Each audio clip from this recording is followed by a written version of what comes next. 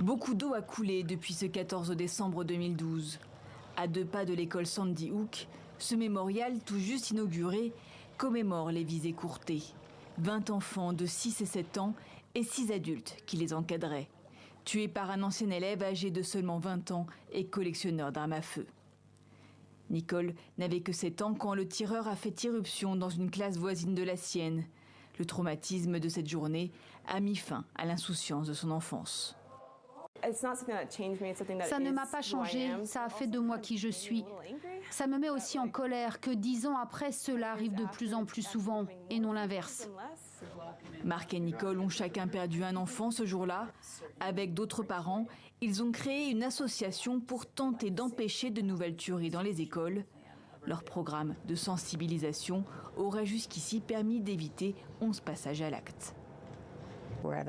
Nous sommes 1 million de personnes touchées par ces fusillades ces 10 dernières années. Rien que cette année, je crois qu'on est déjà à plus de 40 000 morts. C'est la première cause de mortalité chez les jeunes de moins de 19 ans. On est presque à 2 tueries de masse par jour. Comprenez, au moins 4 victimes à chaque fois.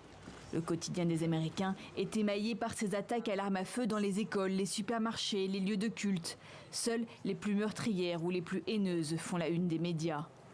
La semaine dernière, à l'occasion d'une veillée annuelle pour les victimes de violences par armes à feu créée après l'attaque de Sandy Hook, le président Joe Biden a promis de faire évoluer la loi.